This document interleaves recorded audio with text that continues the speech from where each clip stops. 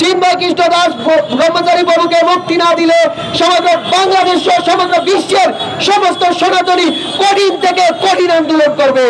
রাষ্ট্রের সাথে আমাদের কোনো শত্রুতা নেই। আমরা রাষ্ট্রকে মনে করি এই রাষ্ট্র আমার মায়ের আরেক নাম, এই রাষ্ট্রের আমি একজন সন্তান।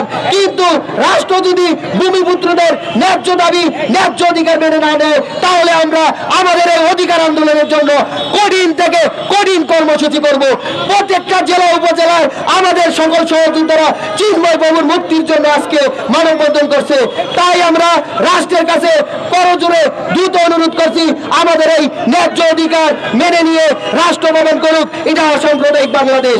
আপনারা সবাই বলেন হিন্দু মুসলিম ভাই ভাই, তাহলে কেন কালকে আন্দোলনে কিছু মুসলিম ভাইয়েরা আমাদের উপরে হামলা করেছেন? আমরা তো আপনাদের ভাই। আমরা আন্দোলন করতেছিলাম, সেখানে পুলিশ প্রশাসন ছিল, সেখানে রাষ্ট্রীয় লোকজন ছিল, কিন্তু তাদের অপেক্ষা করে কেন আপনারা সন্ত্রাসী স্টাইলে আমাদের উপর হামলা করেছেন? আমরা তীব্র নিন্দা এবং প্রতিবাদ জানাই। আমরা বলতে চাই, স্বাধীনতার 50 বছরে দেশে 75 লক্ষ হিন্দু জনসংখ্যা শূন্য হয়েছে। এ পর্যন্ত কোন সরকার সনাতনীদের ন্যায্য এবং যৌক্তিক দাবি মেনে নেয়নি।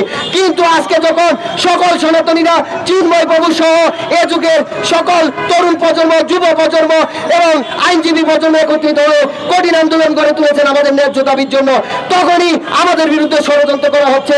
আমাদের আন্দোলনকে বন্ধ করার জন্য বিভিন্নভাবে আমাদেরকে হয়রানি করা হচ্ছে।